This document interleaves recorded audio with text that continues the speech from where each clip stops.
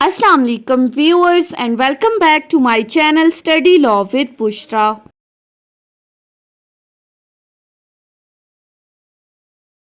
We were discussing Civil Procedure Code 1908. We have discussed up till section 34. In this video we are going to discuss the topic of costs. But before starting the discussion, I request you all to please subscribe to my channel and don't forget to press the bell icon for latest updates. Do share this video with your friends and don't forget to comment your feedback. So let's move towards the discussion. The topic of cost is explained under section 35 and 35A of CPC, जिसमें section 35 जो है वो deal करता है pecuniary cost के साथ और section 35A deal करता है कंपनसेटरी कॉस्ट के साथ. हम इन दोनों सेक्शंस को वन बाय वन डिटेल में डिस्कस करेंगे, लेकिन पेक्यूनरी कॉस्ट और कंपनसेटरी कॉस्ट को समझने से पहले हमें ये पता होना चाहिए कि कॉस्ट इटसेल्फ क्या है. अब सीपीसी के अंदर कॉस्ट को कहीं पर भी डिफाइन नहीं किया गया, लेकिन अगर हम अपने समझने के लिए देखें तो कॉस्ट को हम इस तरह से डिफाइन कर सकते हैं that cost is basically a pecuniary allowance which is given to the successful party.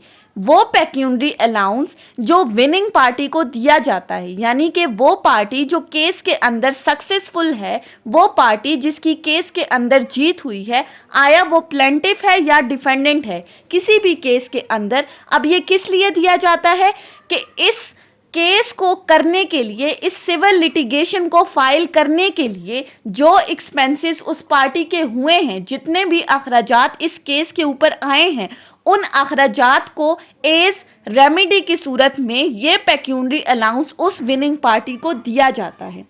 अब सेक्शन 35 को अगर हम देखें तो सेक्शन 35 में जो कॉस्ट की बात की गई है that totally depends upon the discretion of the court. ये जो अवॉर्डिंग ऑफ कॉस्ट है ये कोर्ट की डिस्क्रिशनरी पावर्स के अंदर आ रही है कि कोर्ट अपनी मर्जी से कितनी भी अमाउंट ऑफ द कॉस्ट जो है वो विनिंग पार्टी को दे सकती है. अब सेक्शन 35 की तरफ अगर हम आए तो सेक्शन 35 क्लॉज 1 क्या कहती है? Subject to such conditions and limitations as may be prescribed and to the provisions of any law for the time being enforced, the cost of an incident to all the suits shall be in the discretion of the court. वही बात जो हमने की discretion of the court पे depend कर रही है, लेकिन उससे पहले क्या कहा है? Such condition and limitations as may be prescribe. अब कौन सी कंडीशन एंड लिमिटेशन प्रेस्क्राइब की है? यहाँ पर वर्ड प्रेस्क्राइब से क्या मुराद है? Which are prescribed by the rules contained in this act और कंटेन्ड अंडर द कोड. इस कोड के अंदर जो प्रेस्क्राइब किए गए हैं रूल्स, फॉर एग्जाम्पल जिस तरह से ऑर्डर 21 रूल 3 को अगर आप देखें तो वो कॉस्ट ऑफ इंटेरोगेटरीज को डिस्कस कर रहा है.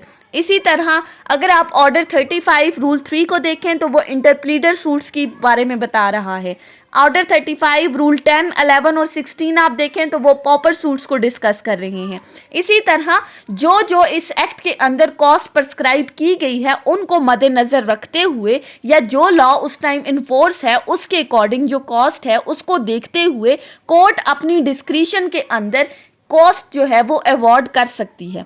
फर्दर सेक्शन 35 क्या कहता है? And the court shall have the full power to determine by whom or out of what property and to what extent such cost are to be paid and to give all the necessary directions for the purposes aforesaid. अब इसके साथ पहले तो हमने कहा discretion of the court है. Further court के पास फुल पावर है. किस चीज़ के फुल पावर है? कि वो ये चीज़ डिटरमिन करे कि किसके through, by whom, number 1, secondly out of what property, किस प्रॉपर्टी से, एंड टू व्हाट एक्सटेंट, किस हद तक ये तमाम कॉस्ट जो है वो पे की जाएगी. और इसी के साथ कोर्ट के पास ये पावर्स भी हैं कि वो इस कॉस्ट से रिलेटेड जो डायरेक्शंस देनी ज़रूरी हैं वो डायरेक्शंस कभी ऑर्डर पास कर सकती है. कोर्ट के पास फुल पावर है इस सेक्शन के अंडर. सो अभी तक हमने क्या कहा? पहली बात कोर्ट की डिस्क्रिशन है. सेकेंडली कोर्ट ने देखना है कि किस प्रॉपर्टी से, किसके थ्रू और किस हद तक ये कॉस्ट अवॉर्ड करनी है. अब इसी के साथ अगर आप सेक्शन 35 क्लॉज 1 की एंडिंग लाइन देखें तो वो क्या कहती है, the fact that the court has no jurisdiction to try the suit shall be no bar to the exercise of such powers. अब ऐसे फैक्ट्स के कोर्ट के पास जुरिस्डिक्शन नहीं है किसी सूट को ट्राई करने की, तो ये जो उसके पास पावर्स ना होना उसकी उन पावर्स के ऊपर बार नहीं लगा रहा जो सेक्शन 35 क्लॉज 1 में अभी तक हमने डिस्कस की हैं, यानी जो कॉस्ट से रिलेटेड पावर्स हैं, जुरिस्डिक्शन का ना होना इन कॉस्ट की पावर्स के ऊपर बार नहीं लगा रहा। फॉर एग्जाम्पल, अगर कहीं पर इंटरेस्ट ऑफ जस्टिस के लिए ज़रूरी है तो फिर कोर्ट अपनी इनहेरेंट पावर्स को एक्सरसाइज करते हुए कॉस्ट अवॉर्ड कर सकती है पार्टीज को। ये थी क्लॉज 1। उसके बाद इसी सेक्शन की क्लॉज 2 क्या कहती है, where the court directs that any cost shall not follow the event the court shall state in writing its reasons. अब ये सेक्शन की जो क्लॉज 2 है इसके अंदर हमें बेसिकली एक एक्सेप्शन बताई गई है, लेकिन उस एक्सेप्शन को डिस्कस करने से पहले हमने उसका जनरल रूल भी डिस्कस करना है जिसकी एक्सेप्शन बताई गई है। सो जनरल रूल हमारे पास क्या है, general rule is that cost shall follow the event. अब ये जो मैक्सिम है कि कॉस्ट इवेंट को फॉलो करेगी, यहाँ पर जो वर्ड इवेंट है उससे क्या मुराद है, event is basically the result of the suit. जो केस का फैसला है वो जो होगा उस पर कॉस्ट डिपेंड करेगी, यानी कि जो पार्टी जीतेगी, जो सक्सेसफुल होगी, वो पार्टी कॉस्ट की हकदारा होगी। अब आया वो प्लेंटिव जीत रहा है या डिफेंडेंट जीत रहा है। अगर प्लेंटिव है तो प्लेंटिव को कॉस्ट अवॉर्ड की जाएगी, अगर डिफेंडेंट है तो इस सूरत में डिफेंडेंट को कॉस्ट अवॉर्ड की जाएगी, यानी कि कॉस्ट इवेंट पे फॉलो करती है, कॉस्ट सक्सेसफुल पार्टी जो इस लिटिगेशन के अंदर जीती है उसको अवॉर्ड की जाएगी, ये तमाम कॉस्ट। अब ये तो हमने जनरल रूल डिस्कस कर दिया कि जो पार्टी सक्सेसफुल होगी कॉस्ट उसी को अवॉर्ड की जाएगी, प्लेंटिव डिफेंडेंट कोई भी हो सकता है।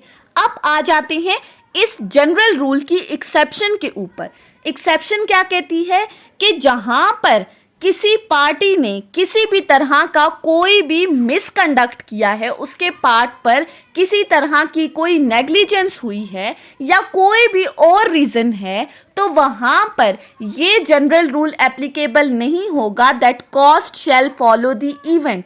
वहाँ पर फिर सक्सेसफुल पार्टी को जो है वो कॉस्ट अवॉर्ड नहीं की जाएगी। जिस तरह क्लॉज 2 में हमने कहा कि अगर कोई कोर्ट किसी भी तरह की कोई भी डायरेक्शंस देती है कि कॉस्ट जो है वो इवेंट को फॉलो नहीं करेगी, तो जहाँ पर कोर्ट ऐसी कोई डायरेक्शंस दे रही है तो इससे रिलेटेड वो साथ में रीजंस भी बताएगी कि किस वजह से, रिटन रीजंस देगी कि किस वजह से वो विनिंग पार्टी को कॉस्ट अवॉर्ड नहीं कर रही। अब वो कोई भी रीजन हो सकती है जो हमने ऊपर डिस्कस की, या इसके अलावा कोई भी और वजह जहां पर उस पार्टी को एग्जैम्प्ट कर दिया जाता है।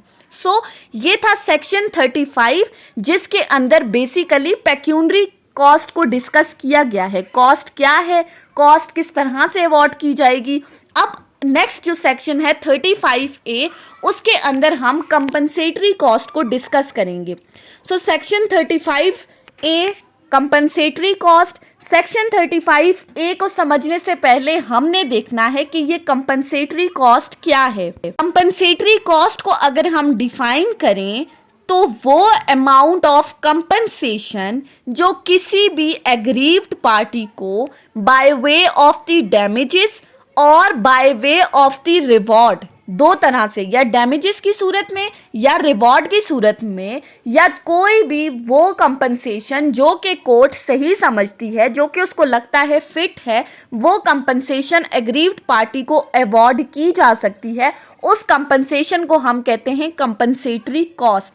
अब ये जो एग्रीव्ड पार्टी को कंपनसेशन दी जाएगी, अब इसमें एग्रीव्ड पार्टी से क्या मुराद है? सो एग्रीव्ड पार्टी से मुराद है कि अगर किसी केस में कोई प्लेंटिफ या कोई भी डिफेंडेंट, प्लेंटिफ के केस में अगर वो प्लेंटिफ कोई फॉल्स या विक्सेशियस क्लेम लेकर कोर्ट ऑफ लॉ में आता है तो दूसरी पार्टी को कंपनसेटरी कॉस्ट दी जाएगी। इसी तरह अगर डिफेंडेंट किसी तरह का कोई फॉल्स या विक्सेशियस डिफेंस लेकर आता है तो ऐसी सूरत में दूसरी पार्टी को कंपनसेटरी कॉस्ट दी जाएगी। सो यहाँ पर एग्रीव्ड पार्टी प्लेंटिफ भी हो सकती है अगर डिफेंडेंट फॉल्स या विक्सेशियस डिफेंस लेकर आता है, और डिफेंडेंट भी हो सकता है अगर प्लेंटिफ की तरफ से फॉल्स या विक्सेशियस क्लेम किया गया है। सो अब सेक्शन 35A को हम देखें तो सेक्शन 35A कहता है इफ इन एनी सूट और other proceedings including an execution proceedings not being an appeal, any party objects to the claim or defense on the ground that the claim or defense or part of it is against the objector false or vexatious to the knowledge of the party by whom it has been put forward, कि किसी भी suit या proceedings जिसके अंदर execution proceedings भी included हैं सवाए appeal या रिवीजन के केसेस में, तो इन सूट या प्रोसीडिंग्स में कंपनसेटरी कॉस्ट अवॉर्ड की जाती है कोर्ट की जानिब से।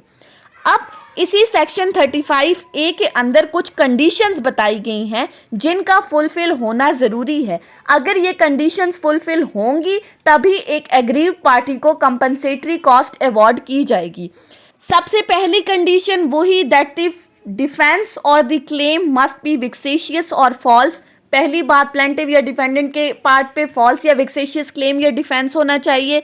Secondly, if thereafter is against the objector such claim or defense is disallowed, abandoned or withdrawn in whole or in part, and the court, if the objection has been taken at the earliest opportunity, if it is satisfied of the justice, may record its reason after holding such claim or defense to be false or vexatious, make an order for the payment to the objector by the party by whom such claim or defense has been put forward by way of compensation। अब secondly कहा गया है कि दूसरी party की तरफ से ये ऑब्जेक्शन रेज किया जाना ज़रूरी है कि जो क्लेम या जो डिफेंस प्लेंटिव या डिफेंडेंट की तरफ से किया गया है वो फॉल्स या विक्सेशियस है।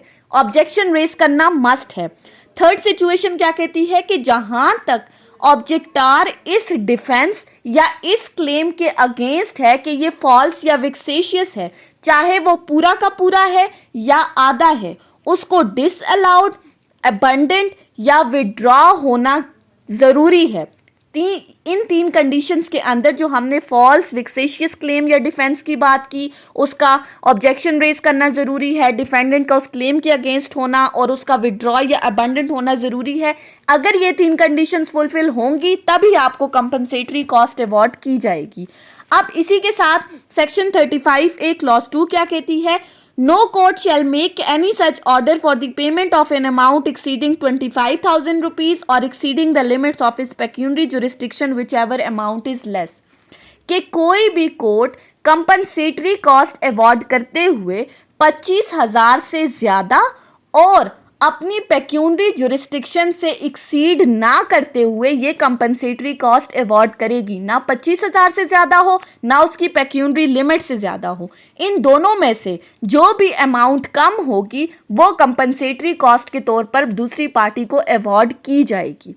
अब लेट्स सपोज फॉर एग्जांपल अगर हमारे पास एक कोर्ट है और उस कोर्ट की जो पेक्यूनरी जुरिस्डिक्शन है, जो पेक्यूनरी लिमिट है, लेट्स सपोज वो 5,000 तक की है, तो ऐसी सूरत में वो कोर्ट जो कंपनसेटरी कॉस्ट अवॉर्ड करेगी वो 5,000 से कम होनी चाहिए, यानी कि वो 4,000 तक कंपनसेटरी कॉस्ट अवॉर्ड कर सकती है। अब इसी सेक्शन की अगर हम क्लॉज 3 देखें तो क्लॉज 3 कहती है no person against whom an order has been made under this section shall by the reason be exempted from any criminal liability in respect of any claim or defense made by him। Clause 3 कहती है कि जिस person के against इस section में कोई भी order pass किया गया है, यानी कि जिसने दूसरी पार्टी को कोई कंपनसेशन देनी है, तो इसका मतलब ये नहीं है कि उसको उसकी क्रिमिनल लाइबिलिटी से एग्जैम्प्ट कर दिया गया है। कॉस्ट अवॉर्ड करने से मुराद ये नहीं है कि वो बंदा अब क्रिमिनल लाइबिलिटी से एग्जैम्प्ट हो गया, अब उस पर कोई चार्ज नहीं लगेगा, ऐसा नहीं है। फिर क्लॉज 4 क्या कहती है? The amount of any compensation awarded under this section in respect of the false or vexatious claim or defense shall be taken into account in any subsequent suit for damages or compensation in respect of such claim or defense। Clause 4 कहती है कि इस section के under जो compensation award की जा रही है किसी भी फॉल्स या विक्सेशियस क्लेम या डिफेंस के लिए, वो बाद में subsequent suit for the damages और कंपनसेशन में इस कंपनसेटरी कॉस्ट को कंसिडर किया जाएगा। यानी कि बाद में अगर कोई सूट फॉर डैमेजेस फाइल होते हैं या सूट फॉर कंपनसेशन, तो इस कॉस्ट को कंसिडर किया जाएगा। सो ये था सेक्शन 35A, जिसमें हमने डिस्कस किया कंपनसेटरी कॉस्ट क्या है, कंपनसेटरी कॉस्ट कौन अवॉर्ड कर सकता है, कंपनसेटरी कॉस्ट किन सिचुएशंस में अवॉर्ड की जाती है, किस लेवल तक आप कंपनसेटरी कॉस्ट जो है अवॉर्ड हो सकती है, और क्या कंपनसेटरी कॉस्ट अवॉर्ड करने से क्रिमिनल लायबिलिटी एग्जेम्प्ट हो रही है या नहीं। So that was all about section 35 and 35A of CPC। I hope कि आपको ये लेक्चर समझ में आया होगा अगर आपने इस वीडियो को अटेंटिवली सुना है तो। अगर आपको ये वीडियो अच्छी लगी है तो इस वीडियो को लाइक करें, कमेंट करें और चैनल को ज़रूर सब्सक्राइब करें। अगर किसी भी किस्म की कोई कन्फ्यूजन है तो आप कमेंट्स के ज़रिए मुझसे पूछ सकते हैं। Thank you so much for watching this video. Till then, अल्लाह हाफिज़।